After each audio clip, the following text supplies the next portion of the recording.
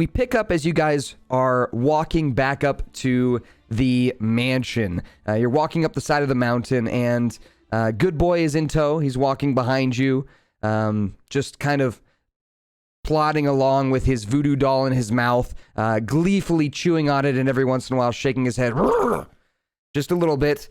You swear you can hear down in the town, a mile away, you can hear somebody go, ah, every time he does, but you're not sure. It might just be your head.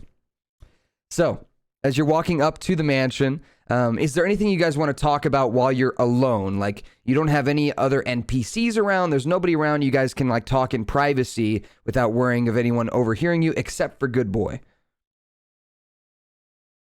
Is there anything you guys wanted to talk about or discuss or anything like that?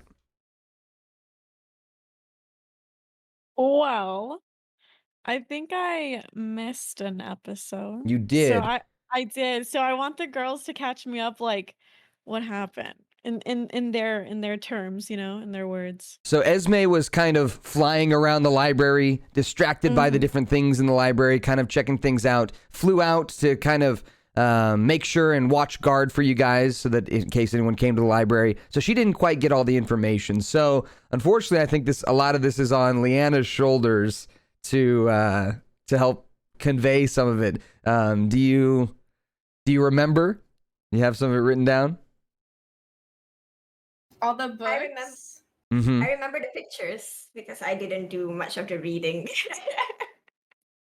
It was the holy book, the fire song, all that, dagger, suit of armor, trickster, the creation, how it started off, and it talked about all that. Yeah. And how, okay, yeah, I have all that written down. See, I'm a good paladin, ex-paladin, I mean. All right, so this might be fun to do then. So take a minute and kind of look over what you wrote from last session about the creation and what you know about it, and let's see, as Leanna, how would you kind of describe it to Esme, like in character? Okay, so as narrator, real quick, this would be like reading Liana's like drunken diary right here, as she's like ex-paladin but still trying her hardest, because this is really hard for sober Leandra to decipher what the hell that says. But Esme, hello. Hi. So from what I can see, Leandra is the mother. Surah, like Fire Song, sealed mother away. So Fire Song and Surah, sealed mother away as well. So those are going to be two people that are probably not going to want to see us and fucking like know what we're doing. So Maximilian, the Gabriel trickster, that's the god. Is it the god? Is it the god? Do you remember? Yes, let's go. Okay. So Leandra wanted to control, got power hungry, wanted to be the matriarch of the universe, and then she got expelled. She got put in timeout. So the history of Gabriel, artifacts, never make a deal with the devil, personal account. Those are the 3 different books. Oh, so those ones are the ones we have to read next, right? You already kind of went through them. So here I'll help you a little bit. So Leanna, you did a good job, like kind of getting the basics down and taking the spark notes, if you will. So there were 4 creators at the beginning of time that you learned about, Esme, and these 4 creators, they were like family members, like brothers and sisters, 2 brothers, 2 sisters, and one of them, she got a little power hungry and wanted to kind of rule over all of humanity and all of the creations here on Earth. And so she did her best to try and kind of go under the others' noses and put her own will forth and kind of take over kind of the world. And the other 3 siblings, they found this out, so they banished her to basically the underworld and locked her away in the underworld. This person named Leandra is actually the person you're trying to resurrect. Now known as with the name Mother, she is no longer a godly, like celestial being. Now she's a demon-like creature. After being locked away for so long, she's kind of been warped and turned into this demon creature that you are trying to resurrect. So she was one of the original creators that was just much more power hungry. The demon Dami Mami, if you will. And we like that. yes, we like that. You recall in the town that you're in, Dimwood, this kind of like rundown town in the middle of the forest that you wandered around in, there was a temple to a god, like the trickster god of this world. They called Gabriel. And many don't know that he is a trickster god. Many see him as like this holy, like Jesus Christ like figure, this like holy figure that they should worship. But really, this is another one of the creators. He is a kind of happy-go-lucky, the youngest of the 4 creators. He's the youngest brother. His name's Maximilian, and he is just using the people of this town and the people all over the world to keep himself alive, because the more people that believe in him, the more that he stays powerful. So he's kind of changed his identity and reimagined himself more like a Loki kind of character so that he can stay alive using the worship of people. And so that's 2 of the creators. The other 2 are the goody 2-shoes of the groups. So one is called Firesong, and he was just a gentle, kind soul that wanted to do the best for humanity and all of the creatures on the planet. And then the other, do you remember the other's name, Leanna? It was Leandra, Sura, Maximilian, and Firesong. Yep. So Firesong and Sura, they were like the goody 2-shoes, the brother and sister that wanted to do the best for everybody. They are like the real good gods. And they are probably the ones that you want to avoid the most. Their temples, their paladins, their people are going to be the ones really trying to stop you, because they're the ones that locked away the person you're trying to release. So these 2 creators, they were powerful, but they used up kind of all of their magic to push away Mother and lock her away, also known as Leandra. Same person. Leandra, Mother, same person. So they locked her away, and they split themselves over a course of many, many years. They split themselves into 2 special items. Sura is in this big suit of armor that you guys are going to go find. And Firesong is inside of this book, the Holy Book of the Gods, that you guys are going to go find. The first 2 artifacts that you're looking for, the chalice and the dagger, they are respectively the artifacts of Leandra or Mother and Maximilian or Gabriel, the trickster god. These 2 creators, they're still out there in the world. They still like kind of exist as creatures. And you are going to go find their artifacts and start with them, because they're going to be easier to find and easier to get to, because they are not being guarded by holy paladins and priests and things, because they are kind of like these cursed relics that nobody cares about anymore. So all you need to do is go retrieve them and bring them back to the mansion. These first 2 artifacts are pretty simple, but it's the holy ones, the Holy Book of the Gods and the suit of shining armor, that are going to be the hardest for you to get. And so those will be like the kind of the end of your story, the end of your relic adventure.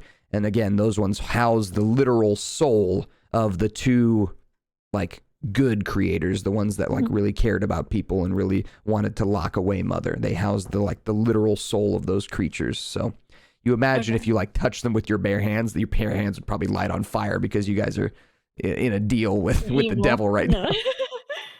What was Sura in again? Sura is inside a suit of shining armor. Okay. I'm writing all of this down.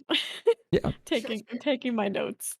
So, to put it simply for you, the 4 creators of the universe kind of got separated out into these 4 artifacts that you're looking for. Mother, being the one that was like banished, she still exists with a physical form, but it's deep in like the underworld, locked away behind like layers and layers and layers of spells and magic kind of holding her in place. So the creature that has hired you for this job, the witch in the mansion, Licca, she has kind of hired you because she thinks that with those 4 artifacts, if she can grab all of those like those really powerful holy artifacts, she can perform a ritual that will then release her from her prison, and then you will all be rewarded with what your like greatest desires for being like the ones who made it happen, kind of thing. Okay. So, with that said, you're on your way back to the mansion right now to just rest up and ask any other questions you want to any of the NPCs before you go off and you know kind of ish where to go for each relic. And that information is in the book you found, Leanna, which is the artifact book. It tells you where those things are kept-ish. The only one that isn't like you're not sure is the dagger from the Trickster God, and it makes sense because that one kind of poofs around from place to place, kind of hiding itself as a Trickster God would. So that's the only one that you're unsure of, but that'll be your second quest. Right now you're focused on the easy one, which is going to find this chalice. Okay. And that's all you missed. It was just a big kind of lore dump library session. I guess the big thing that I forgot to mention, and you guys might not remember this, but it was an important thing. You are the first people to ever be able to read these books, ever. Yep, I remember that.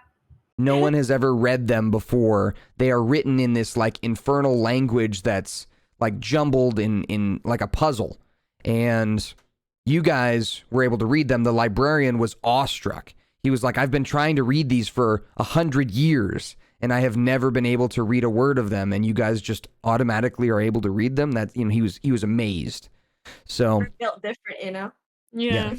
so We're having made built this worse. pact, you have kind of gotten special eyes. You have special eyes. Look with their special eyes. Look with your special eyes.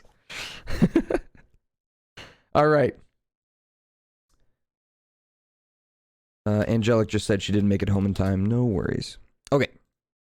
So, anything you guys wanted to talk about before we get to the mansion and have you guys reunite with the characters there for a quick rest?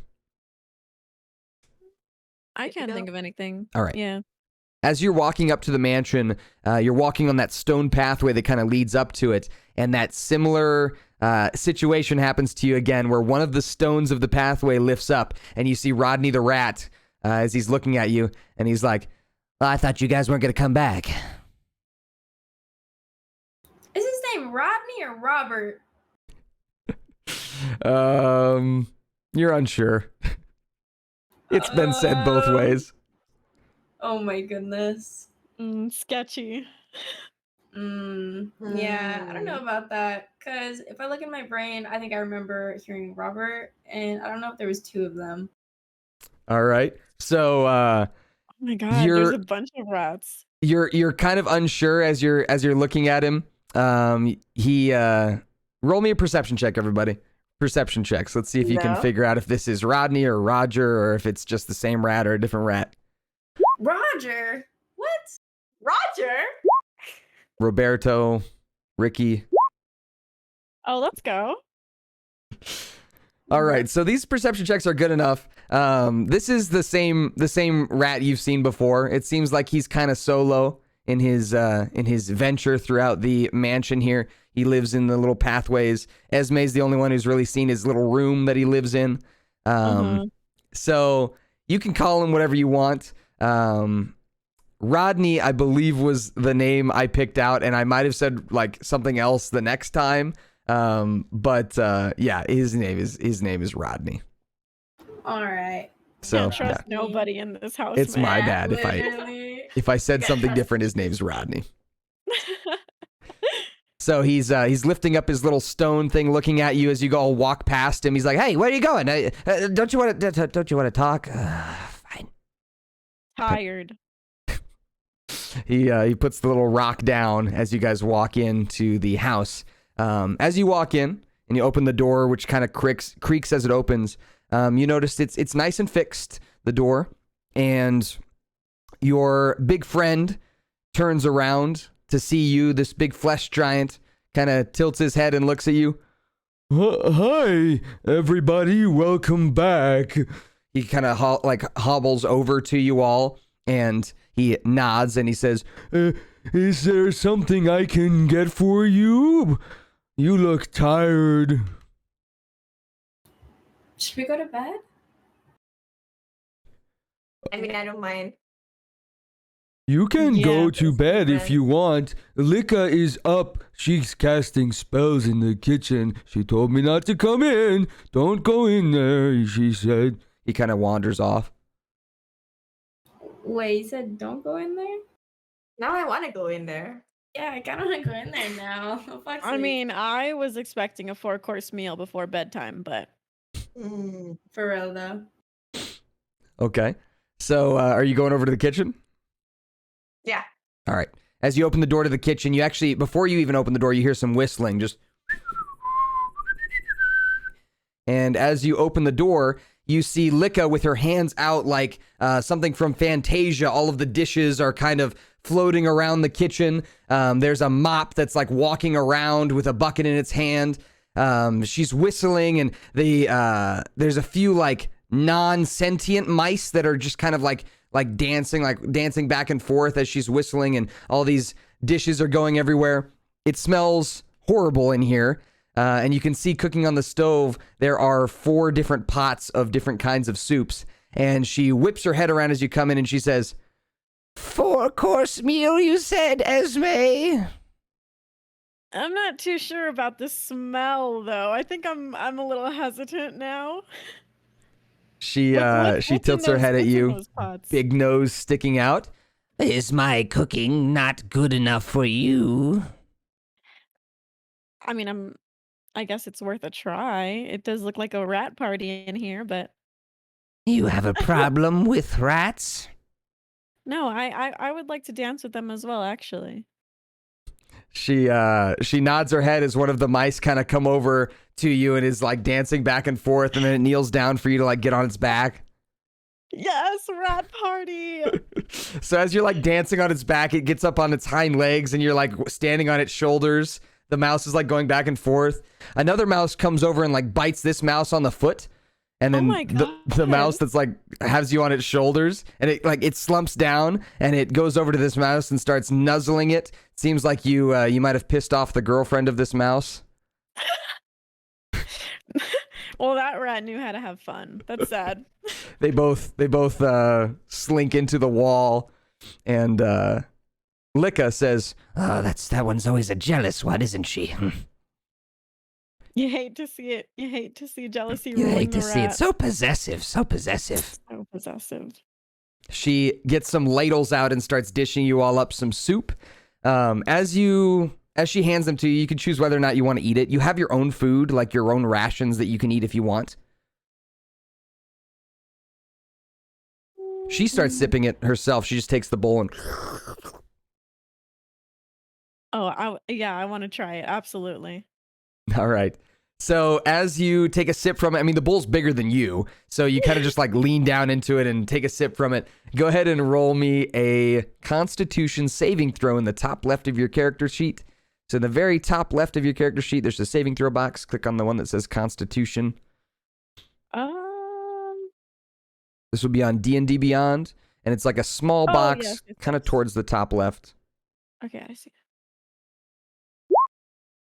All right. So with a 3, as you're sipping on this soup, what it tastes like is a bit of dishwater, some like meat gravy of some kind, and there's like a lot of pepper. And as you're sipping on it, your stomach gets real queasy, and you kind of puke all over the counter. No. You ate dookie water. And she goes, "What? I worked really hard on that." My stomach's just a little too small. I think I took too much of a gulp. Nothing personal. Well, Liana, Violet, eat up. I'm not going anywhere near where a rat was. I'm not eating anywhere where a rat was even close to touching my food. That is disgusting. No. You hear from inside the wall, "I resent that." It's just preference. I'll drink it for the fun of it, you know. Yeah, let's go. All right, roll me a con save in the top left of your character sheet.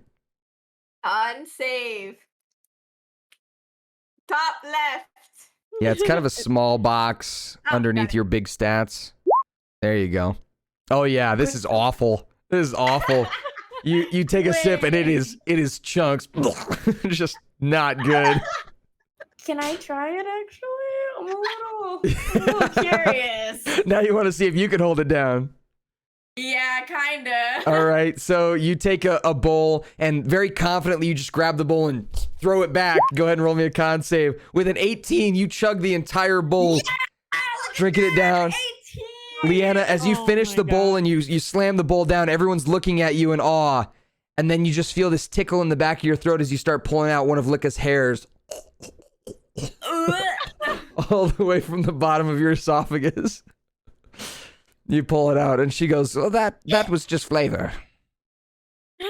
I'm gonna vomit. I told you it wasn't good. I mean, I told you it was good." She finishes hers. Her nose is like covered in it because she's been sipping it, and it like her nose sticks out into the bowl, so it's like the tip of it's like covered in soup. She like wipes it off. Good soup. Good soup. She says. So, you finished your meal. You've gotten enough food. Even if you threw yours up, you've gotten enough food to kind of get through the day. The mansion is yours if you want to go anywhere and talk with anybody. Gilgore is still kind of meandering around the living area, like cleaning things up, sweeping things. Jasper's in the library. He's the skeleton man. He might be able to give you some advice on the books. He might not. You're not sure. But he looks like he's been around for a long time. Good Boy's just following you around. He no longer looks like a dog. He looks like back to his normal like demon dog self. The spell is worn off. So, yeah. If you want to talk to Rodney, he's in the walls somewhere. He's usually watching you. I think we should just go straight to Mother and start trying to get this chalice. Yeah. I was Because we thinking have that the too. books and everything. Like, we know what we need and who to avoid at this moment. Yeah, I think we have everything we need right now. Might as well just get it done and over with. You're right. We gotta get that one to move on to the next. Yeah, I agree. Just some information and then we go. All right. So, you guys go ahead and on your character sheet, at the very top of your character sheet, click on long rest, the long rest button. If you're unsure of where it's at, it's above your HP and a little bit to the left. It's like its own little rectangular button with a moon symbol. Let me know if you're having trouble finding it. I clicked it. All right. Should be a long rest button. Does that heal you? It should. Yeah, if you click it and then you click submit when the little side window pops up, click or confirm maybe, not submit, confirm. Yeah. If you click both of those, you should be good.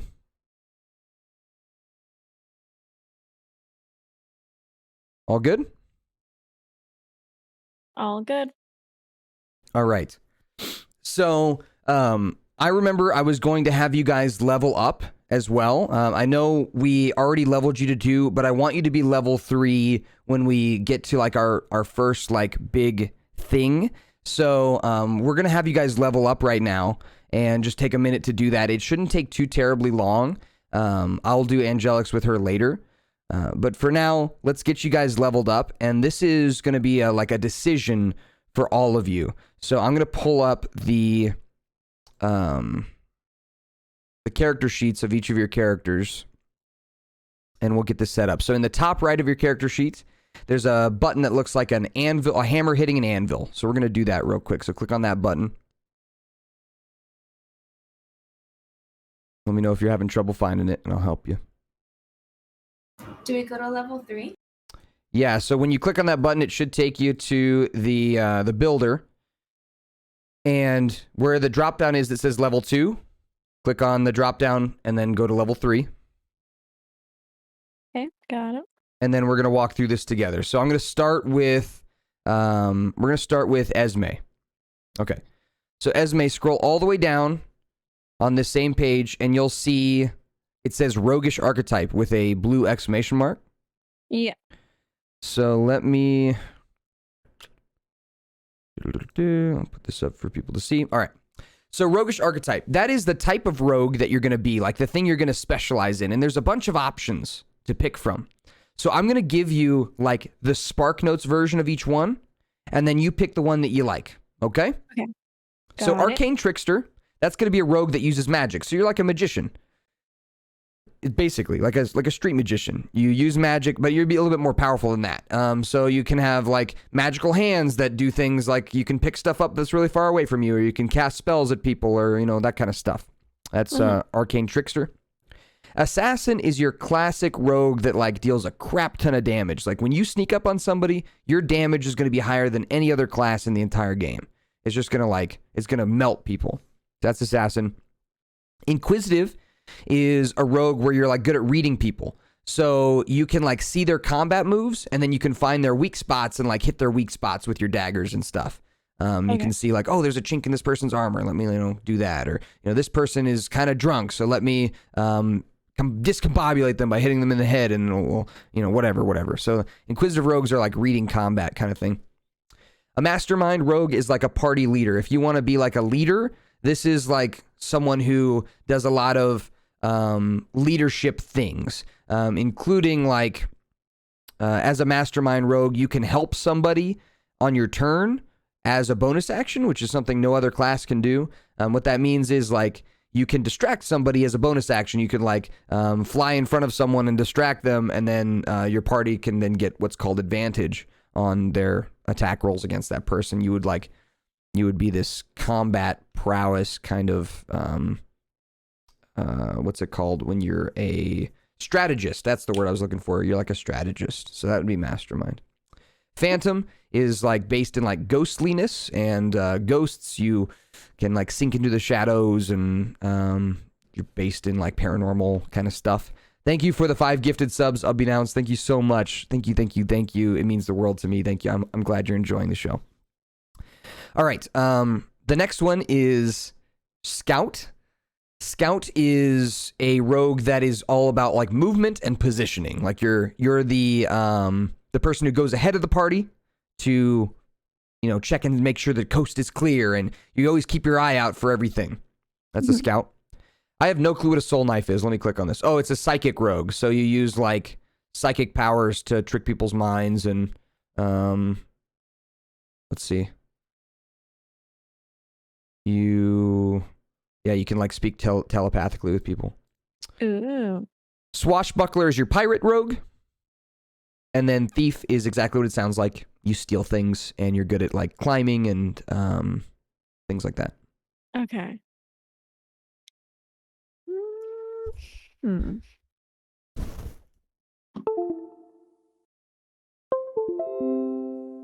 I think I like the Inquisitive. All right. So Yeah. when you click on Inquisitive, it'll show you some of the things that you get. So when you click on it, you'll see it says Ear for Deceit, Eye for Detail, and Insightful Fighting. You see all those? Yes. So these are things that you're going to want to remember, because I'm not going to remember them for you. So, for example, when you make an insight check, this is Ear for Deceit. So when you make an insight check to determine whether someone's lying, any roll that you get on the dice that's 7 or lower ends up being an 8. So you can no longer roll lower than an 8 when you're trying to see if someone's lying to you. Okay. So you can no longer like fail that check badly. It's gonna like, you're gonna at least see something. So that's pretty cool. Eye for Detail is a similar thing, but for investigation. And so what it does is it gives you like a bonus to like during combat, you can make a perception check to look for something that's hidden, or an investigation check to like try and solve a puzzle or uncover clues. And you can do this as a bonus action on your turn, which normally for anybody else, it would take their whole turn to look for clues or, look for an invisible creature. But for you, it just takes like part of your turn, not your whole turn, just part of it. Okay. So that's Eye for Detail. And then the last one is Insightful Fighting. And what it does is on your turn in combat, as a bonus action, you can roll an insight check, which is, again, that thing for like kind of seeing if somebody's lying, but it's also just like reading people in general. And so in this case, it's just reading somebody. You can read them as a bonus action. And if they fail, like you beat their roll, because they do get to roll. If you beat their roll, then you can use your sneak attack damage on them, even if you don't have like any of the sneak attack bonuses that you normally need for sneak attack. So basically all it's saying is, as a bonus action in combat, like right before you attack, you can take a good look at somebody, and even if nobody else is around you and you've got no other like no other help or no other like bonus. As long as you can see them and you can read them, you get sneak attack damage because you know where to hit them to get the most damage. So that's what insightful fighting is. And the benefit lasts for like a whole minute. So, or until you use it on somebody else, if you use this ability on somebody else. So basically you can use it at like the start of combat, and then for the rest of combat, you're always going to have sneak attack on that person, which is it's really strong. It's just a really strong ability. Normally to get sneak attack, you have to have advantage on the attack roll, which means you have to have like an ally within 5 feet, or you have to have hidden from them, or you have to like sneak up on them or something like that. But in this case, you just, as long as you're good at reading people, you can get that sneak attack damage. So it's pretty cool. Nice. And you'll get more stuff as you keep leveling up. But I think that's everything for you as a rogue. You picked your thing and you're good to go. Okay. All right. Next up, we're gonna do. We'll do Nina since you're here. Yeah. Okay. So you have the same options as a level 3 rogue. You don't have to explain anything. I can just say that I'm choosing Soul Knife, the psychic one. Okay. Yay! Nice. All right. So you picked. Cool. So go ahead and click the drop down for the soul knife and click on it, and then it'll tell us what abilities you get. So you get psionic power. Let's read this. I'm learning this as we go. Okay. So you harbor a wellspring of psionic energy within yourself. This energy is represented by your psionic energy dice, which are a d6, a 6-sided dice. You have a number of these dice equal to twice your proficiency bonus, and they fuel various psionic powers that you have, which are detailed below. Some of your powers expend psionic energy die as they use, as specified in the power's description, and you can't use a power if it requires you to use a die when your dice are all expended. You regain all of your expended psionic energy dice when you finish a long rest, so when you sleep. In addition, as a bonus action, you can regain 1 expended psionic energy die, but you can't do so again until you finish a short or long rest. Okay, so here are the 2 things you get with the first one. This is psionic power. So you have psi bolstered knack. When your non-psionic training fails you, your psionic power can help. If you fail an ability check using a skill or tool with which you have proficiency, you can roll 1 psionic energy die and add the number to the rolled check, potentially turning your failure into a success. You expend the die only if the roll succeeds. Oh, that's pretty nice. You expend the die only if the roll succeeds. Interesting. Okay. So what this means, Nina, is like if I say, roll me an investigation check, and you fail, or you think you might fail, I should say. If you think you might fail, you roll an extra d6, a 6-sided dice, and you just add that number to it. So if you roll like a 5 on the psionic dice, you get to add 5 to whatever your d20 roll was. So say you rolled like a 12 for your investigation check, and you're like, I don't think that's going to be good enough, so let me roll this psionic dice. You roll it, and you roll like a 5 on the psionic dice. Now your 12 becomes a 17 for that investigation check. It's pretty sweet. Shit. And if it succeeds on the check, like if you see kind of what you're looking for, or whatever that might be, then the die gets expended, the one of the dice. And I think you have 4 dice. I think you have 4 that you can use. So, and if it fails still, like you roll like a 1 on the dice, so you end up with like 13, and it still kind of fails, then the dice isn't expended and you're good. So that's pretty nice. It just gives you like a little bonus to your rolls if you want to use them. Nice. The last one is Psychic Whispers. You can establish telepathic communication between yourself and others, perfect for quiet infiltration. As an action, choose 1 or more creatures you can see, up to a number of creatures equal to your proficiency bonus, then roll 1 psionic energy die. For a number of hours equal to the number rolled, the chosen creatures can speak telepathic with you, and you can speak telepathically with them.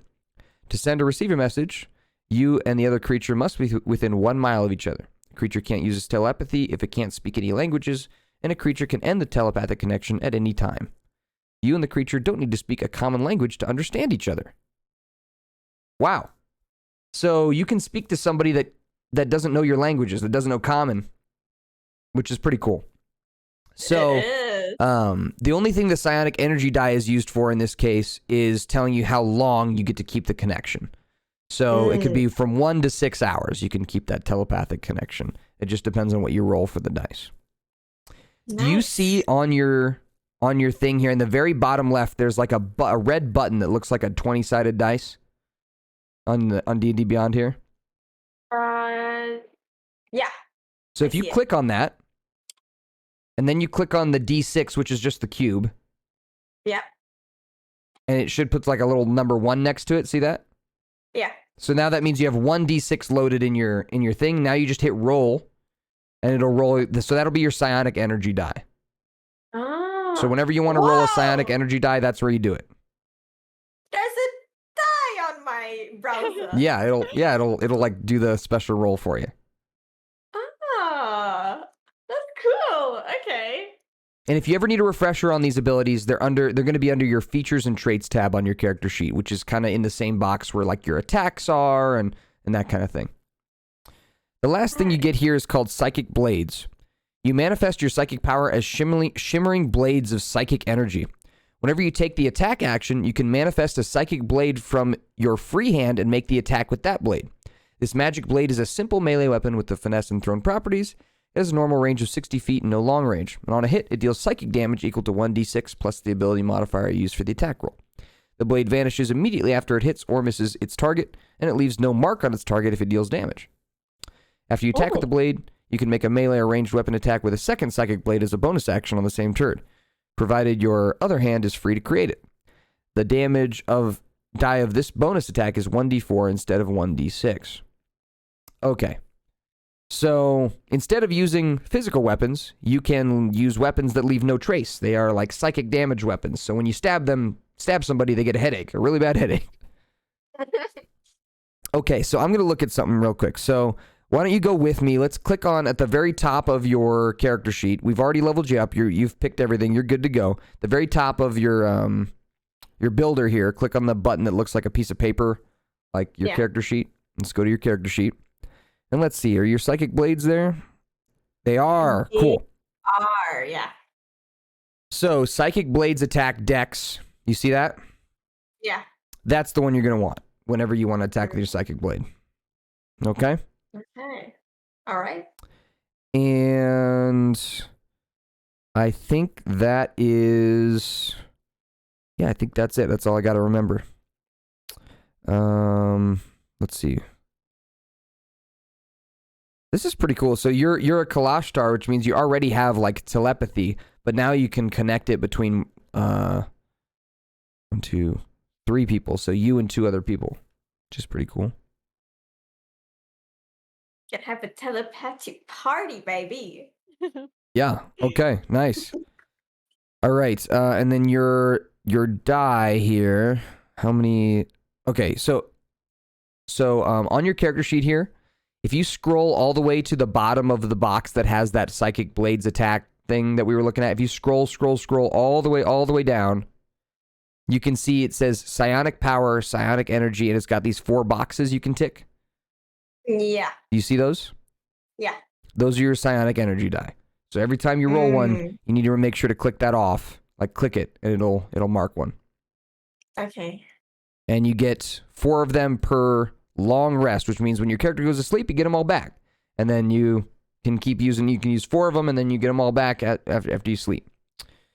There was another way to get one back. It was a bonus action. Let me look here. How do you get them back? Let's see. As a bonus action, you can regain 1 expended psionic energy die, but you can't do so until you finish a short or long rest. You can't do so again. Oh, okay. So, you actually technically, Nina, you have 5. Because during combat, as like the little miniature action of your turn, the bonus action of your turn, you can get 1 back. But you can only do that once per long rest. So technically you have 5. Pretty cool.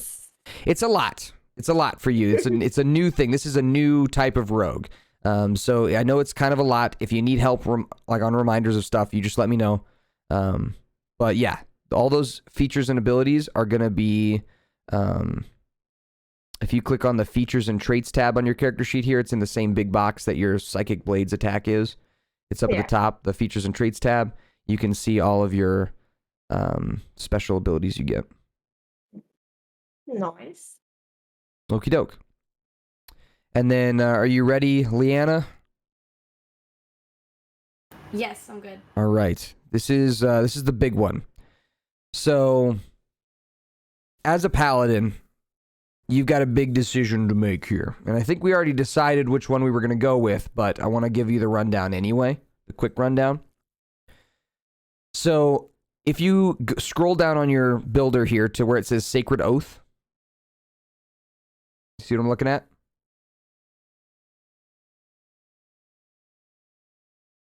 Oh, you're muted. Oh, yeah, I see it. Perfect. So under choose an option, there's a bunch of different options. And I think the one we were going to go with was Oathbreaker. Mm-hmm. We were going to go with Oathbreaker. So the rest of these are all like, they're all, religion based, or like you're kind of like working with the gods kind of thing. Whereas Oathbreaker is like, I'm done with the gods. I'm going dark. Don't hit me up. That's right. Going emo. I'm entering my teen phase of life. Yeah. So go ahead and click on Oathbreaker. And when you do, it should pop up with some new abilities for you. Oathbreaker spells and Channel Divinity. So if you click the Oathbreaker spells, it tells you what spells you get at 3rd level when you pick this. So I get the Hellish Rebuke, Inflict Wounds, and all that. Cool. So you get just those 2 because those are the 3rd level ones. When you get to the 5th level, then you'll get the Crown of Madness and Darkness. Yo, Dominate Person. Oh, that's cool. Animate Dead, Bestow Curse. Look at all this I get to look forward to. Oh my gosh, I'm gonna grind. Yep. So there's some cool stuff that you get to get. And Hellish Rebuke, we'll talk about that when we get to it. And same with Inflict Wounds. We'll talk about those in a minute. And then if you click on Channel Divinity, which is the other ability that you get, these are the 2 things you can do with your Channel Divinity options. Now, Channel Divinity is something you can do, like, I think once per long rest. So you got to kind of choose sometimes. So here are the 2 things you could do. Let's see. Control Undead.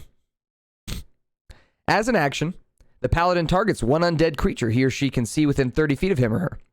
The target must make a wisdom saving throw, so my undead needs to make a wisdom saving throw, and on a failed save, the target must obey the paladin's commands for the next 24 hours or until the paladin uses the Channel Divinity option again.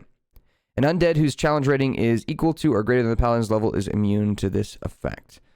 So, if you see like a skeleton or a zombie or something down there in the catacombs that you want as like a pet, basically you say, all right, Commander, I'm going to use Control Undead, and I'm going to take that thing. But remember, you only get to do it once per long rest, per 24 hours. So it could be like big dudes? Depends. So when it says an undead whose challenge rating is equal to or greater than the paladin's level is immune to this effect, that means that if the creature's level is 3 or higher, then you can't get it. But I will let you know that when you do it. Thank you. And then the other one is Dreadful Aspect. As an action, you channel the darkest emotions and focus them into a burst of magical menace. Each creature of the paladin's choice within 30 feet of the paladin must make a wisdom saving throw if it can see the paladin. On a failed save, the target is frightened of the paladin for 1 minute. If a creature frightened by this effect ends its turn more than 30 feet away from the paladin, it can attempt another wisdom saving throw to end the effect on it. This is like making me feel some type of way. That's so cool. What the hell? That's like emo. So basically you would give out like a roar, right? And like this darkness would spread out from you, and each creature you want within 30 feet of you, it could be like up to 1,000 creatures. If you got 1,000 creatures within 30 feet of you, each creature that you want makes a saving throw, and if they fail, they have to like be afraid of you. And what that does is if they see you, they have a bunch of negatives to all of their attacks. Like if you're within their line of sight, they get what's called disadvantage on their attacks, which means they have to attack twice and take the lower number every time they attack because they're scared. They're like shaking. Them trying to move towards you doesn't happen if they're frightened of you. They literally cannot move towards you.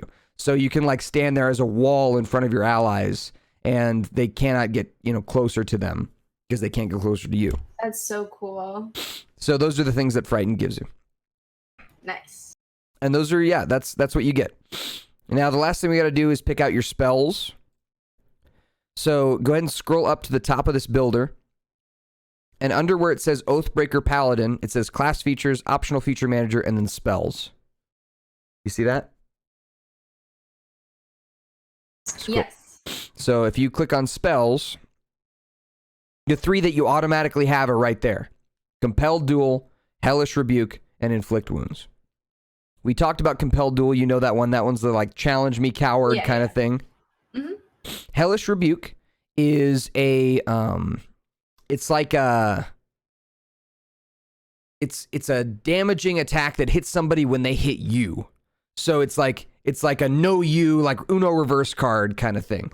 So somebody hits you with an attack, you point your finger at that creature who damaged you, and they make a dexterity saving throw, and if they fail, they take 2d10 fire damage, or half as much on a successful save. So if they succeed, then they take half that much. So they take 1d10. Whoa. Jerry, thank you so much for the sub. Thank you. So, this is like I said, it's like an Uno reverse card. If somebody hits you with an arrow, you can like point at them and be like, fuck you. And then they like blow up in fire. That's awesome. I love that. And then Inflict Wounds is the other one. It says make a melee spell attack against a creature you can reach. On a hit, the target takes 3d10 necrotic damage. So if some reason your weapon gets knocked out of your hands, or you just for some reason want to go for this, because it does do a little bit more damage than any of your weapons would do, then you can go for this. It's just a spell that deals damage to somebody. It causes them to like crumple up. Have you ever seen Harry Potter? Yes. It's kind of like the curse, the one curse, not the one that kills you, not Avada Kedavra, but the other one that like tortures you. It's kind of like that one. Abracadabra. I don't remember what it's called. I'm just kidding. No, I know what you're talking about. Yeah, but it's basically like just causes somebody immense pain. Yo, that is actually so cool. Like the Dakota Fanning in Twilight. Exactly. I noticed that your what is your wisdom? Oh, it's because your charisma is your spell casting modifier. Okay, so all of your spells are kind of weak right now, Shark, and the reason is because your charisma is the thing that like paladins cast their spells with, and your charisma is negative, which means all of your spells are kind of weak right now because of that. Awkward. So if you would like to swap one of your, like if you want to swap your intelligence and charisma or your wisdom and charisma, that might be a better play. It's okay. I gotta roll with what I got. You can if you want. I'm giving you permission. No. Okay. I'm rolling with what I got. All right. Let's go. All right. Then that is you leveled up. Nice. All right. So we've got 50 minutes to keep playing. So we're going to roll onward to the next piece of the story. As you guys wake up, you prepare yourselves for your adventure, and you know where you need to go because of the book that you found. So let me close all this. You guys can see their drawings, chat. No, we're being exposed. I drew Jotaro. So, you head out towards the catacombs. Your travels are met with cold rains, a bit of snow, and a lot of trudging through mud. It's not an incredible fun adventure. I do need to ask, before you leave the mansion, do you want to bring Good Boy with you? Hmm. Nah, fuck him. Useless ass. Yeah. Well, there you have it. Is that the correct answer? Is that what you want? Is that the party What about agrees you, on that? Liana? What do you think? I kind of like the little baby boy dog, but it's kind of stinky, so now I'm good. So stay? Stay. Hey. All right, fine. I didn't want to go with you guys anyway. Alright. Nothing personal. Whatever, I'm just gonna chew on this anyway. All right. He'll have more fun chewing on that toy than looking for a stupid chalice. You know? Yeah, true. So he continues chewing on his chew toy, his voodoo doll, and you guys head out towards the catacombs. Again, it's a sloshy, slow trek towards the catacombs. And as you arrive at your next destination, I will describe it to you. This city is somewhat out of the way. It is a stone city with tall, rising Gothic buildings, a big bell tower in the middle of the town, similar to Dimwood, but this time more ornate and Gothic with its architecture. The people all look sad and poor. They look like the classic peasants, all wet and covered in mud and rain out here as the rain falls down and hits Leanna's armor. Esme, you're flying around trying to avoid the raindrops as you slip under Violet's shoulder plate to cover yourself from the rain. Violet, your boots are disgustingly covered. Walking. Oh. They are made for walking, and that is just what they'll do. But they are covered in mud. And same with you, Leanna. It's actually probably annoying having like the mud kind of slipping in through the cracks of your armor near where your feet are. It's not a pleasant feeling as your feet slosh around. And then Angelic's character, Juniper, is not like dressed for the occasion, but she is barefoot, so her feet just kind of like sink into the mud, and she doesn't seem at all like fazed by it. Being a druid, she loves nature. So she's out in it and she's enjoying the mud. She's kind of like singing in the rain, kind of like spinning around, you know, sloshing through it, jumping in puddles, that kind of thing. She has a light about her that is nice, but you've noticed something about her that is different. She has this strange, like these strange black tips to her hair that are starting. And her skin is kind of like, it's got just these small patches of like a strange greenish color. It's not too easy to tell, but it's just here and there. And you've noticed she kind of has been covering it up with her clothes and that kind of thing. If you guys recall, when she leveled up last to level 2, she chose the monster druid. And so this is a type of druid that shapeshifts into monsters. It's a homebrew that I created. And when it comes to shapeshifting into monsters, that power kind of leaks into your body, and it's not super fun. But she seems to be taking it in stride, and it's a very powerful druidic path that she's chosen. So she will be able to help you quite well in combat as you guys come up to that. But yeah, she still seems like her happy-go-lucky kind of self enjoying the weather as you guys walk up to the town. This town's name is Belltor, Belltor.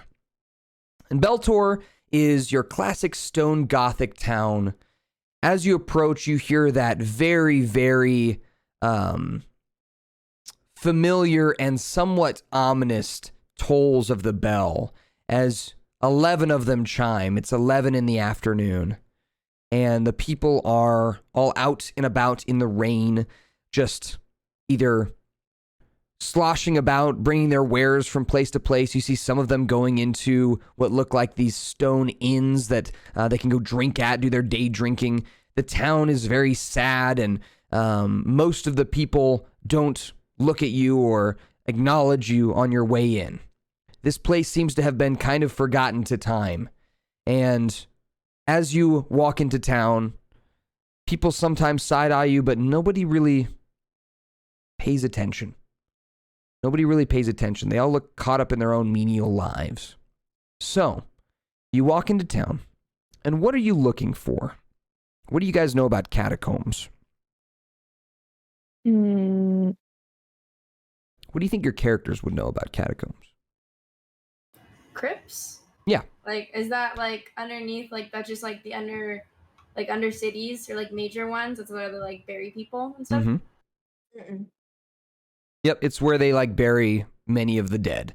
And they usually put them in like slots in the wall kind of thing. They like slide their coffins into like slots in the wall, and it makes up a huge section of the underground. Oh, like in Skyrim. Exactly. With, like, the where the Druids Draugrs are. Okay. Yeah. Oh, that's what they're called. Yeah. So where do you think... You don't know where the entrance is to this. You just know from the book, it just tells you where, like, what city the catacombs are in, which you know you're in the right city, but you don't know where the catacombs are at. So what are you looking around for? Or, like, if you want to look around for specific types of people, you can always say, hey, Commander, I'm looking for this kind of person, or I would like to find, I'd like to go to this kind of shop, or I want to go to this kind of building, and we'll just narrate it from there. Should we go and look for, like, so catacombs, like priests? People who bury, like, anybody that recently died, I guess. Maybe if it's a small enough town, somebody can figure that out and be like, oh, where are they buried? Gonna go put a little memorial thing. And then, boom, we're there. Indeed. Smart. So... Or what if you just kill someone and then just follow the Oh, family? and then we can go to their funeral, and then we're there. Oh, that's Crazy. Easy. It's easier. That's true. It's the long con, though. That is the long con. That would be the long con. Okay, I feel turning off like this camera. anybody who maybe looks a little more on the sketchy side, like somebody who is just a regular citizen of the town, would probably know an entrance or like something that won't raise too many alarms, you know? Something Mhm. Okay. a little quiet. All right. So everyone go ahead and roll me a perception check, please. Everyone roll me a perception check, and this is what you'll be looking for. Meanwhile, I am going to fix my camera here. And then I'll check your perception checks in just a moment.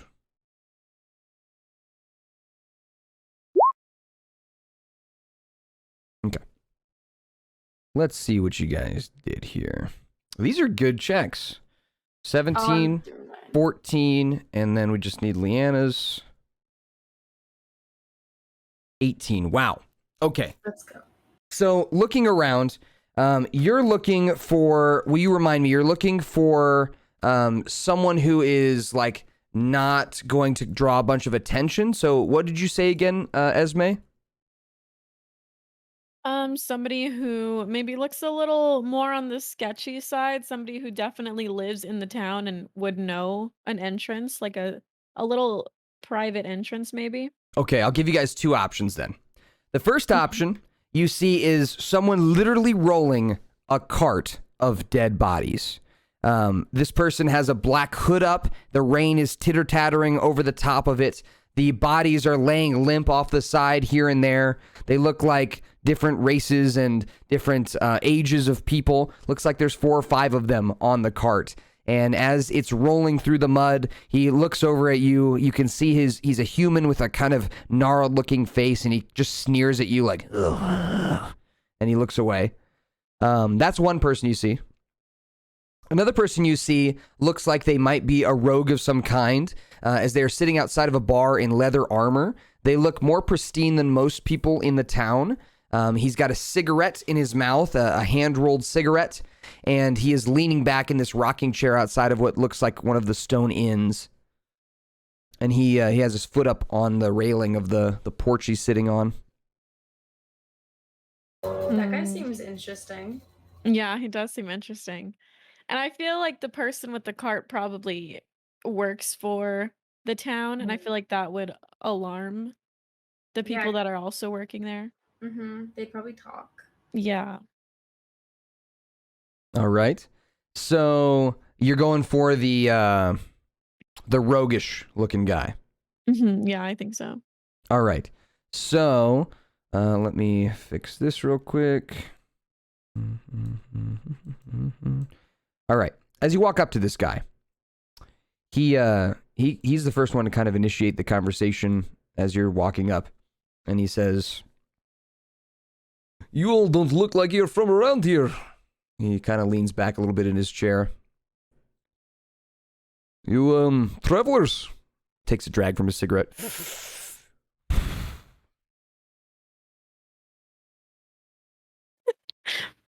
All right. But you also don't sound like you're from around. Oh, wait. This might be the local accent. This is the first man we've met here. You're Just not sure? kidding.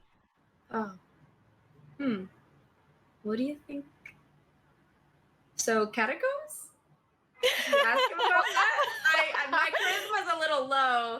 So, Esme, help me out. Oh man. We're not from too far away from here. We're just looking around the area, just kind of scouting, you know? What a strangely suspicious thing to say. Just Damn it. scouting about, just looking about. Are you interested in Violet. drinks? Are you looking for drinks? Are you looking for parties? Are you looking for Parties. drugs? What do you need? I like to party with dead people. With dead Oh, people? Where can I find dead people? Well, everyone in this fucking city is pretty much dead. Look at them. He kind of laughs a little bit. I want corpses. Violet carries this whole thing. You want corpses? Is that what you said? I want corpses. You want corpses? That is a strange request. You could always check out the catacombs, I guess, if you're interested in corpses. Can I have the directions, please? I was kidding. What? I am not. Violet! Yeah. Okay. Directions to the catacombs. I give you $10. Usually people go to the church and then go down into the catacombs from the main entrance of the church. I'm not sure about the extra entrances.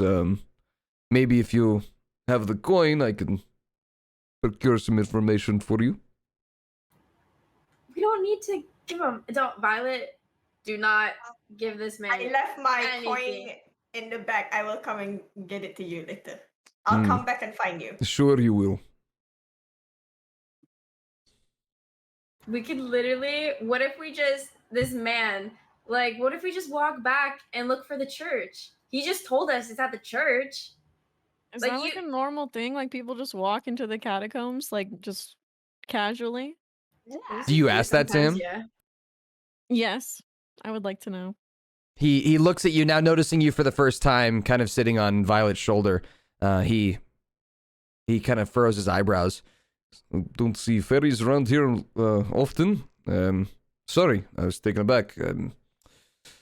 Yes, people just walk into the catacombs. Usually they don't go too deep because, well, it's usually the people in the catacombs are rotated out about every 20 years or so.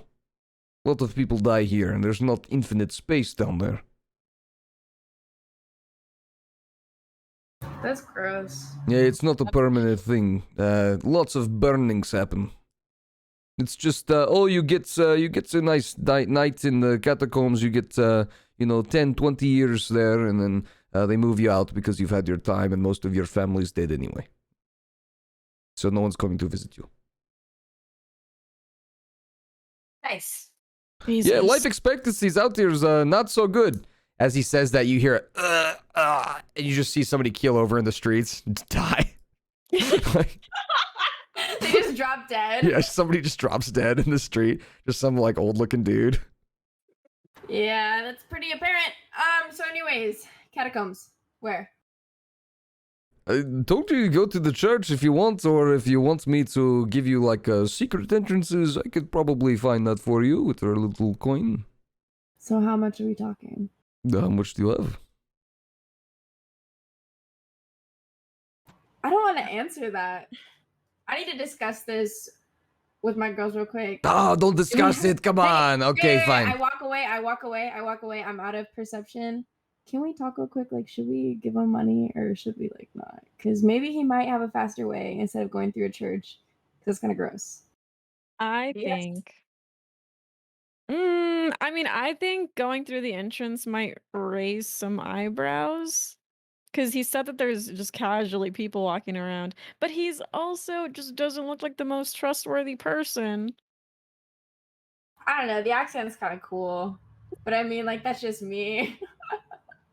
But you're right. He's not trustworthy. We should not trust him. No. Well, shouldn't. what do Yeah. we have?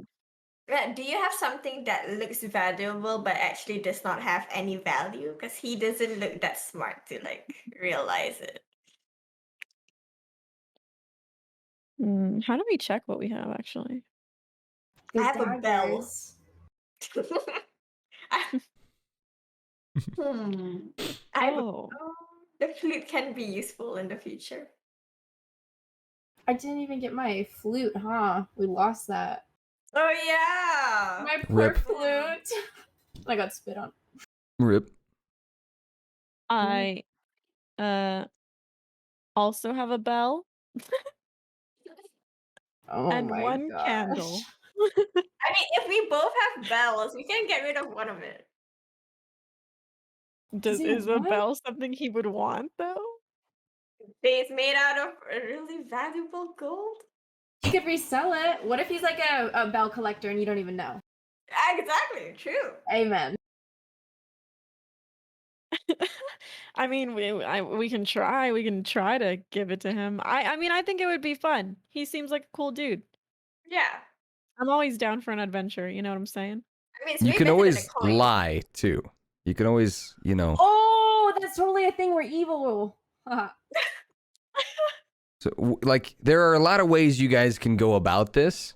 So, think about what options you think that your characters would want to do and that they think would procure them the best, path, the best option, because they wouldn't want to waste their time, right? Your characters are on a mission, and it's a pretty intense mission too, from what you've heard.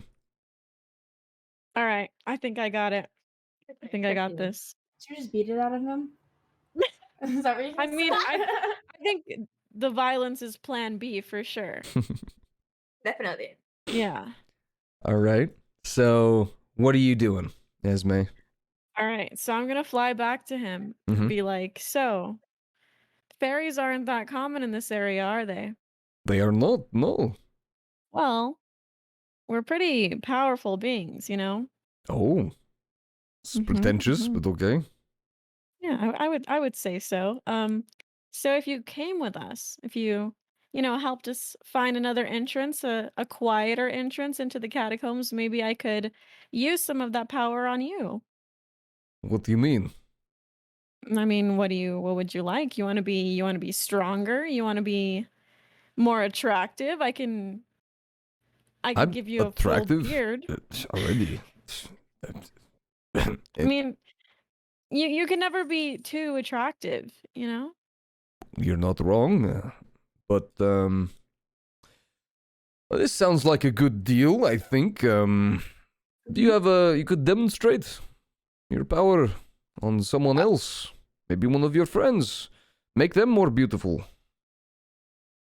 I mean, that's kind of hard to do, Are you but saying we're ugly? Oh no! I would never Yeah, say that. No, that's. I just want You just go plan the B. proof that you can do what you say you do. Make them stronger. I don't know. Do it on that dead body over there. I don't know. Wait. Hold on 1 second. Esme. what? Okay. Remember that spell I have? The conjure the dead thingy? Oh yeah. But if Okay, I okay. try, we can set something up where I can try and roll to get it, and we could like totally make this work. Okay. All right. Okay. I mean, like, Liana's not telling you she's gonna roll, but we're gonna do it. All right. Okay.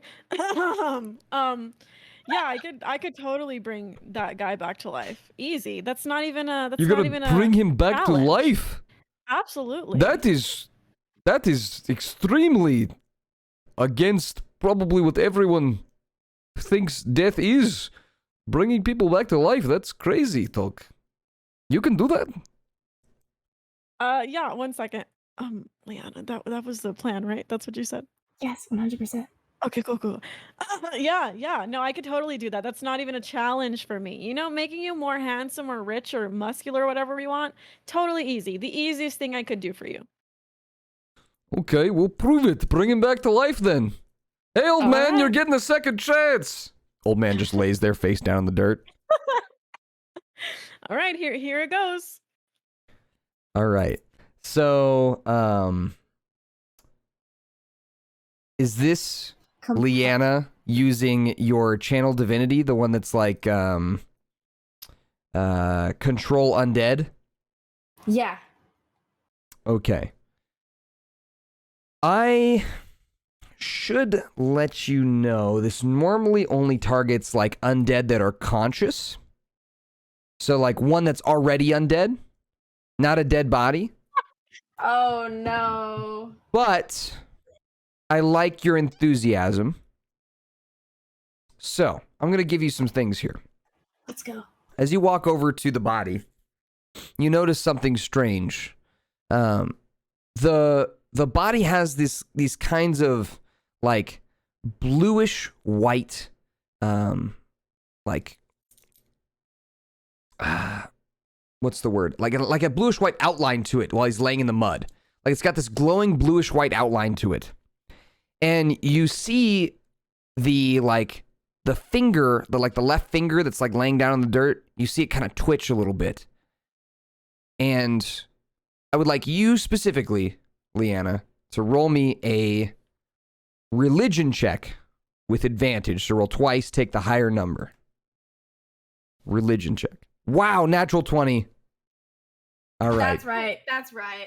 All right. So, with a natural 20, there is something strange beneath this city that is slightly animating this body. You feel like there is like a magic beneath this city that is almost infecting this dead body and causing it to twitch and stir. It's not bringing it back to life, but it's keeping it from fully dying, if that makes sense. So this would count as an undead. It would count as a zombie for you to use your control undead on. The creature is dead, but there is some kind of like celestial religious magic that is keeping the creature from fully dying. Oh, okay. So this old man is kind of just like twitching there on the ground, and most people would see him as dead. And like if the dead body cart guy like walked over and put him on his cart, that magic would probably go away. Ruh-oh. So, let's use it to our advantage. All right. So go ahead and mark off on your character sheet. Mark off the, if you go to your, let's see, actions. So you see your actions in the big box, bottom right. Click on actions up at the top. The really big box in the bottom right. Yeah. Oh, sorry, I'm there. I keep forgetting I've pushed. You're good. And then if you scroll down a little bit, you see where it says Channel Divinity and there's a box to tick. Channel Divinity, Control Undead. The short rest one? Yeah, the one that's next to short rest. Yeah. Click on that box. Okie dokie. So how do you imagine your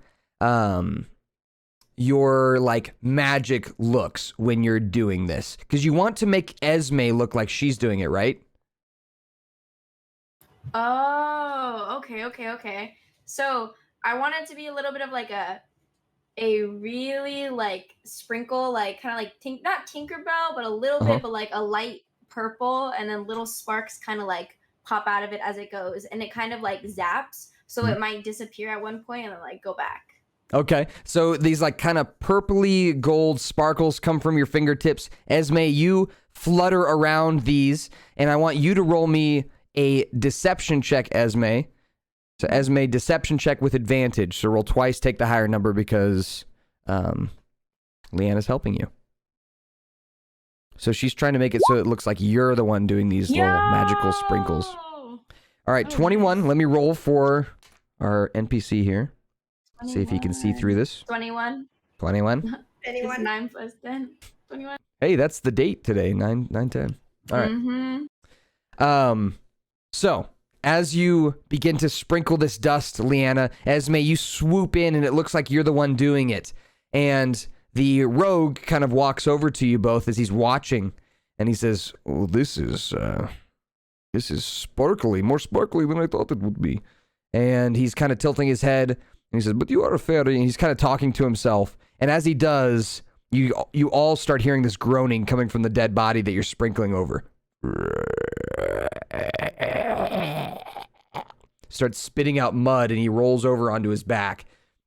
He looks like he's got like his whole head is like blue, like he's been suffocating, and he like flips over and then slowly like kind of stands to his feet, and the guy goes, "Oh my god! Oh, he looks horrible! Oh, he does not look alive at all." You can do a little dance right now, okay?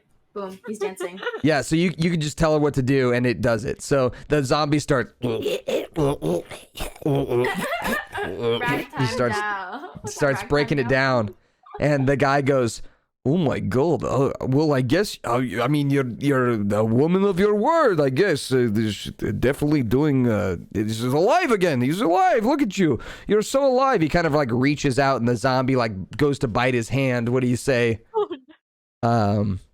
Leanna? The zombie's like going in for a bite on him. Oh, I jump in and then I'm like, wait, stop. The creature stops. And then we start dancing. And then now he's focused on me. He's focused on you. The zombie's just watching you now dancing. We're just dancing together. We're chilling. He's like, okay, well, I guess he's not really listening to me very much, but that's fine. Who needs it? You proved yourself. That's fine with me. I think I can show you the way to the catacombs if you can agree to make me stronger and more capable. Your wish is my command. Can I ask the reason that you're going to the catacombs through not the main entrance?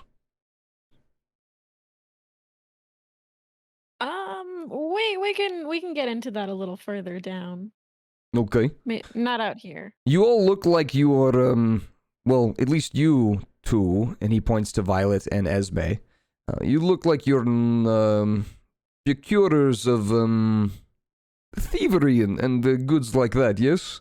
You look like me. We seem like kin. I'm just telling you, I've been to the catacombs quite a few times, and there's a lot of money to be taken down there. A lot of gold in people's pockets that they're buried with, or maybe on their eyes, you know, that is a custom here. They put the gold on the eyes. So there should be plenty for the taking. If you would like to work together, we could probably procure some more as well. But I will lead you to the door, and you can decide then. He kind of sloshes through the mud and starts leading you deeper into the city. Berry Stalker, thank you for the 78 months. My longest subscriber, one of my best friends. His name's Tyler. He's a wonderful person. If you guys like Rocket League, go follow Berry Stalker. He's great. Yeah, let's go, Tyler. Let's go.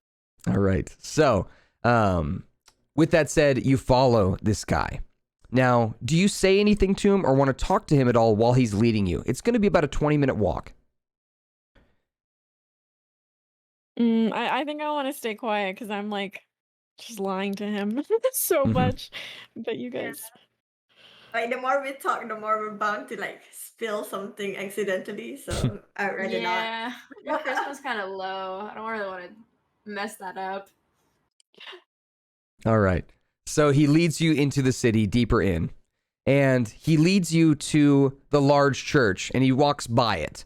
This church is a mixture of a bell tower and a church, similar to what you saw in Dimwood. It's this large Gothic building with the big bell tower and this beautiful ornate clock on the outside. And the clock strikes noon as it rings 12 times. And as you're walking by, the loud clanging continues. People are all kind of moving into their shops or kind of packing their stuff up for lunch kind of thing.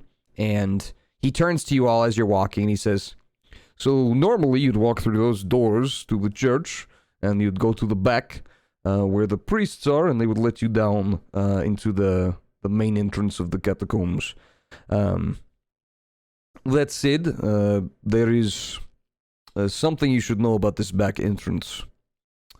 The city, there has always been this strange magic here in the city. He's like looking across you all. It seems to like to make the dead not stay dead as long as you might think. Normally, the dead does not dance like the one that you had before. I can see you have power over these creatures. I know you did not bring it back to life. You raised it from the dead, and that is something quite different. But normally, power over this ability is not something that anyone normally would have. But you obviously do, you little fairy creature, and so there is power to be held there. That said, do you think you can control many of them at once? Because there are many below.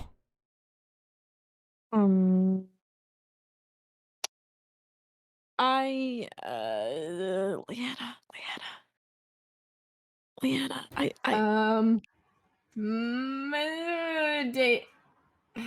is that I something don't that we can do, know. or?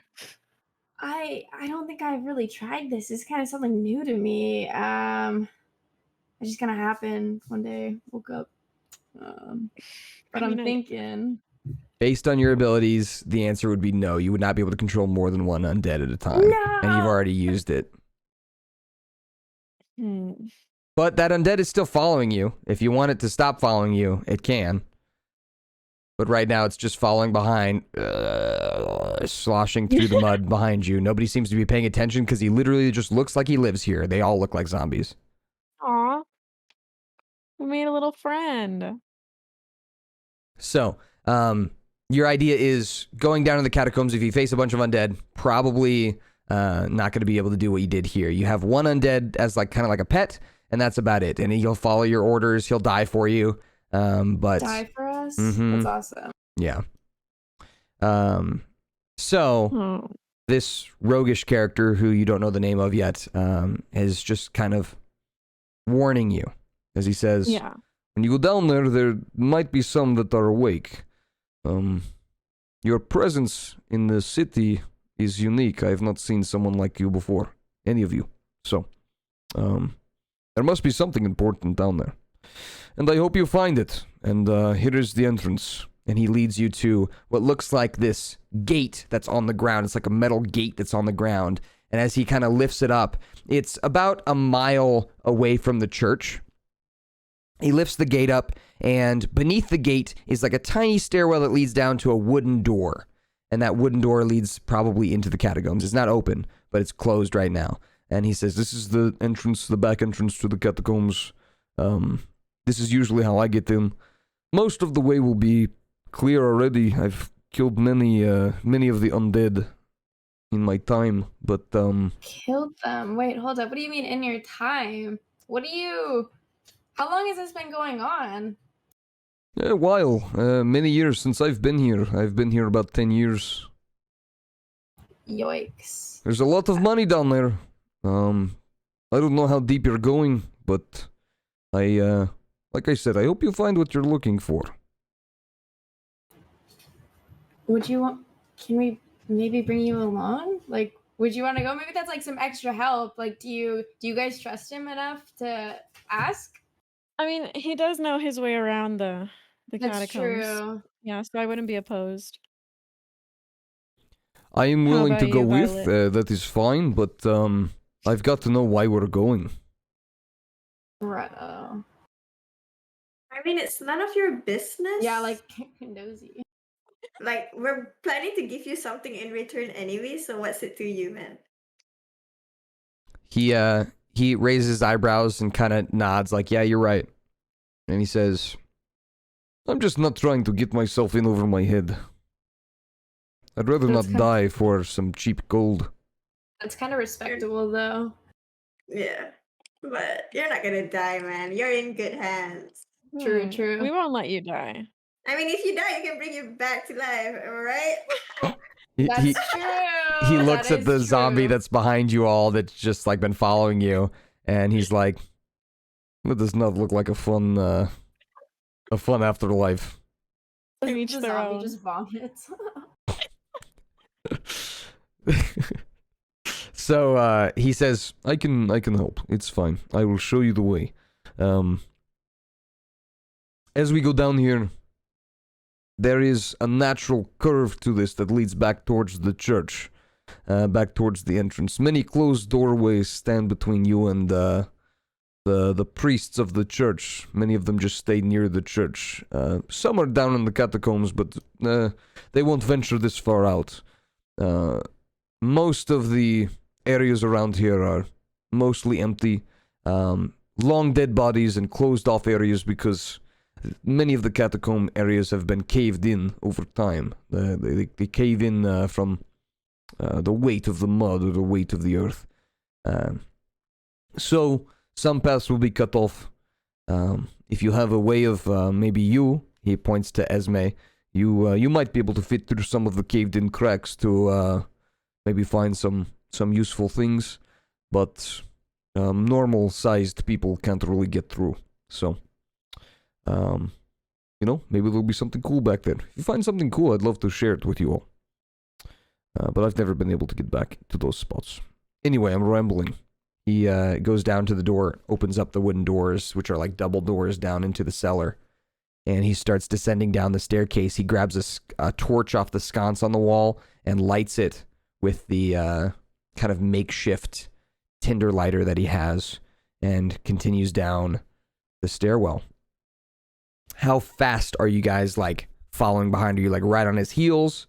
Or are you kind of staying back a little bit? Do you want to be in front of him? Should we stand kind of beside him, maybe?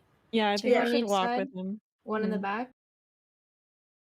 I can be the one at the back. Mm-hmm. All right, so you're kind of walking in tow with him. The footsteps as you walk down, the feet that are on your, or not the feet, the mud that are on your feet is kind of sloshes off on each step as you go down. The echoes of your footsteps continue downward into the stone passageways that you enter into. And immediately you're hit with the stench of death. Just, that like dead body, gross smell hits you pretty hard. And before the last person goes to the door, Violet, he turns around and he says, "Make sure you shut the gate and the door behind you."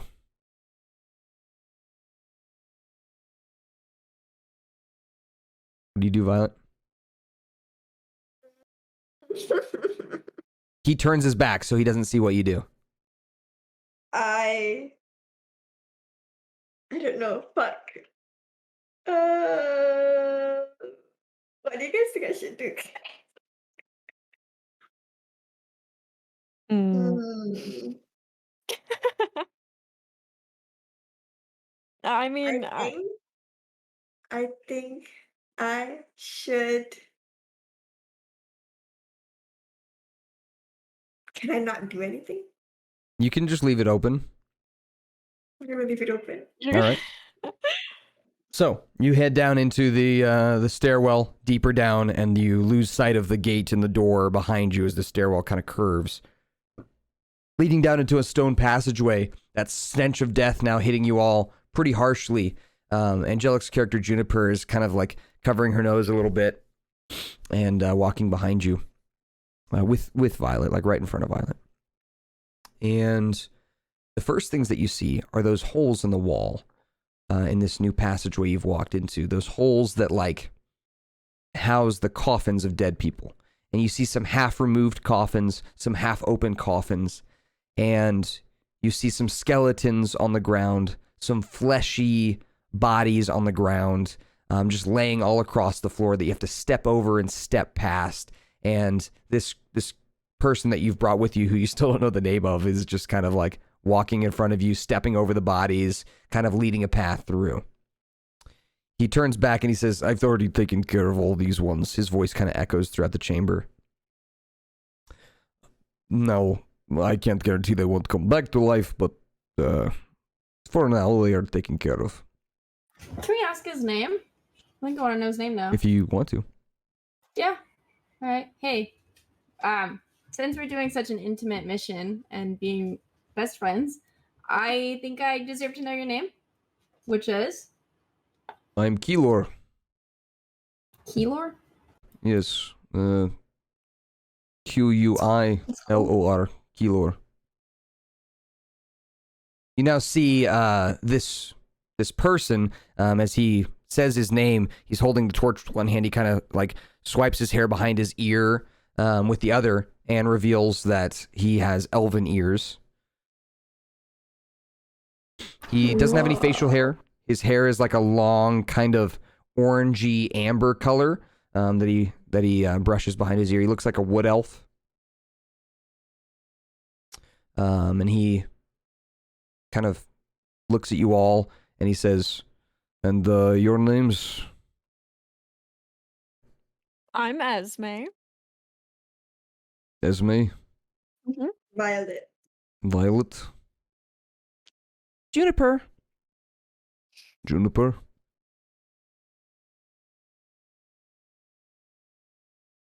Oh, you're muted. Oh wait, I'm muted. Uh-oh. Okay, so I think we've gotten to this level of friendship where we feel safe and we trust each other, right? We're all good? I don't know, are we? I think we are. Okay. So I think you should be too.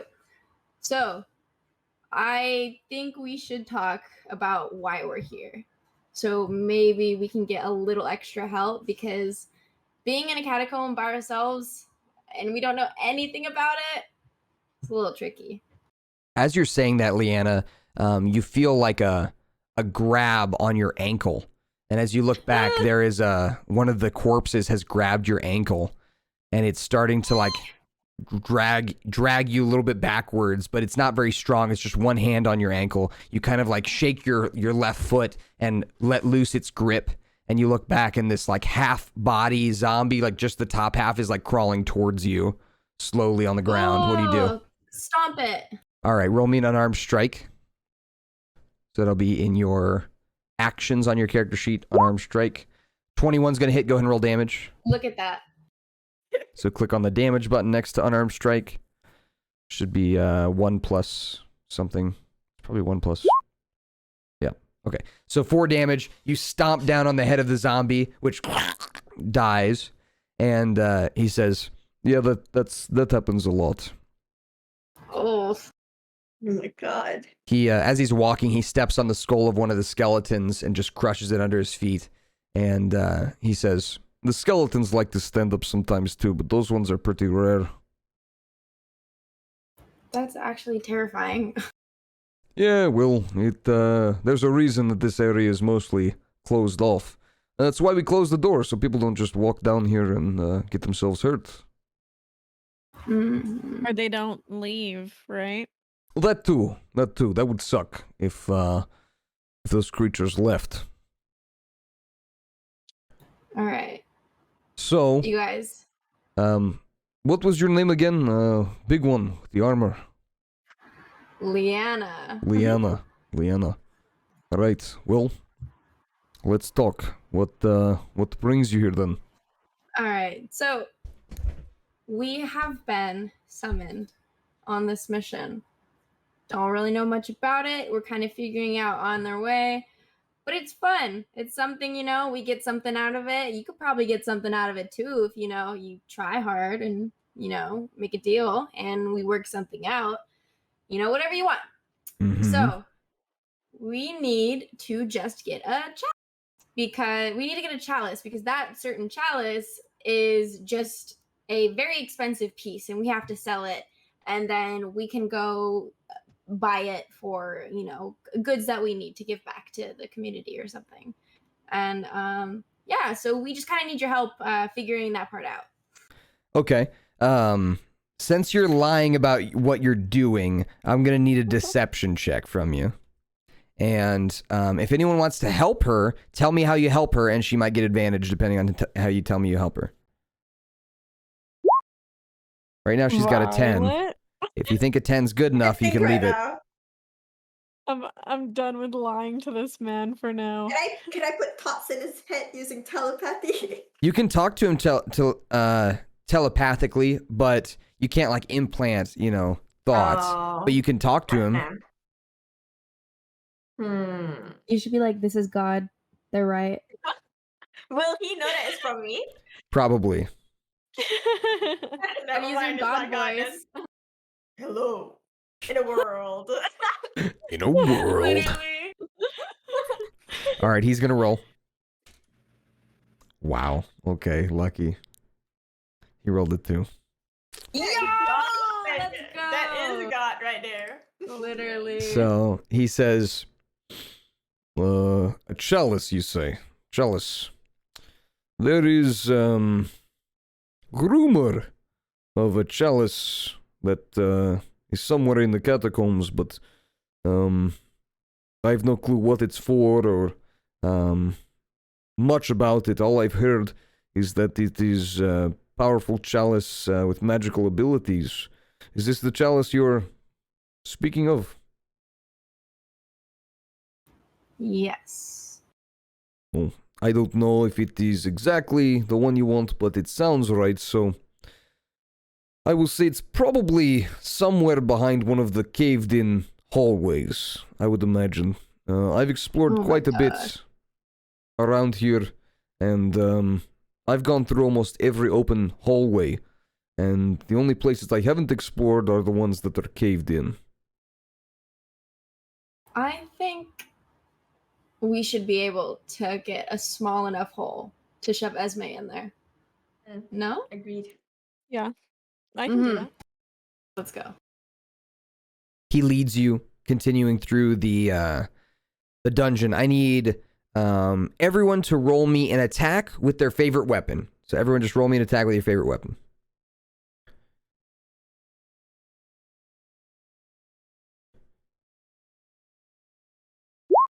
Hit DC, right?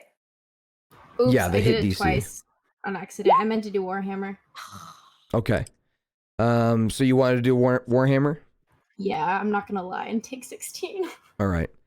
So as you grab your Warhammer, you're just holding onto it as you're walking, and you start hearing a coming from a hallway to your right. As you turn and swing the Warhammer, you smash the head of a zombie that's walking towards you, and it slumps to the ground. And everyone kind of takes a deep breath. And as you continue to walk, Esme, you start hearing a ooh kind of above you, and so you flutter up to the ceiling as you see this ghost kind of coming through the ceiling, and you stab through its head with your dagger, which is magical, and you stab through its head and kill it as the ghost disappears with a puff of smoke. Oh, wow. Violet, as you're walking in the back of the line, you start to just hear like rattling behind you. And as you turn around, you see a skeleton with two swords approaching from behind. And you go to stab it. And as you do, it drops one of its swords and grabs your wrist. With the 6, you're unable to hit it. And it's going to roll an attack on you for a 19 to hit. What is your armor class? My It's- armor It's the class is AC and the 13. shield icon. What'd you say? 13. 13. 1-3. All right. So you're going to take 3 points of slashing damage as the sword hits you in the shoulder. And everyone, you turn around to see this skeleton as it's like attacking Violet. What do you guys all do? I want to try to stab it with my dagger. All right, go ahead and roll an attack with your dagger. Okay. You attack it with your dagger. Go ahead and roll damage. See what you get. So that'll be the number to the right of whatever you just clicked, the +5. So it's like a 1d4 Oh, okay. plus. Perfect. All right, so with 6, you go to stab it, and your dagger does like scrape some of the bones, but because it's a dagger, it kind of goes through the bones a little bit, doesn't do quite as much damage as you think. So this is your little learning moment to know that skeletons are resistant to piercing damage, which is what daggers do, and slashing damage, which is also what daggers do. So piercing, slashing damage, skeletons have resistance to. They're much more strong against. So that weapon doesn't do as much as you might think. The skeleton is continuing to kind of come towards Violet. Has her hand in its hand as it's going in for another slash. Leanna, what do you want to do? I want to move kind of like in front. Can I want to do attack, like a great axe or something. All right, so great axe, it's a slashing damage, so you probably don't want to do great axe because slashing and piercing are bad against skeletons. Oh, okay. Because they have those bones that it can just slip through. You're right. Okay. What's that other one? The roaring one. Where's that at? You could do that. You could also do the Warhammer or your fists. Those are Yeah, I'll all. use my fist. Yeah, I'm gonna do fist. All right. So as you use your fish, go ahead and roll your unarmed strike. A 12 is going to hit. Go ahead and roll damage. So with 7, I'm going to say that you go in with your like your bludgeoning fist, and so you go to punch it, and bludgeoning damage skeletons are weak to, so they take double damage from bludgeoning. So as you go in for the punch, you crush its skull, and the skeleton scatters to the ground. Nice. Well, you guys are pretty okay at this whole thing. Not bad. He turns around as another zombie is approaching him. He goes to stab it. He hits and stabs the zombie in the chest. The zombie kind of falls down to the ground. And before he continues walking, you start hearing that from the same zombie he just killed as it bites him on the ankle. And he kicks it in the head and crushes it. And he looks down and he goes, "Oh, shit." And he kind of rubs his ankle a little bit. And he looks at you all and he says, Well, there's another lesson. Zombies, they don't always go down in one hit. Even if you think it's dead, sometimes it comes back. so this is a lesson again for you as players. Zombies, when you bring them down to 0 HP, they roll a saving throw. And if they succeed on their saving throw, instead of going to 0 HP, they go to 1 HP. And they can do that a bunch of times in a row. They are really hard to kill. So zombies are probably your most dangerous foe down here. Okay. All right. And he kind of starts like scratching at his leg a little bit. And he says, I've never been bit by one of those things before. It's itchy. I don't like that. Oh, snap. and that's where we're going to end it for today. Uh-oh. Oh wait. no! To be honest, this was probably my favorite episode. Yeah? Yeah, I think so agree. too. It had so much action. I loved it. I'm glad. All right, let's raid into somebody and we'll pick it up next week and we'll hopefully have Angelic back to be able to really have like the full picture. Yes, hopefully. All right, let me find someone cool to raid.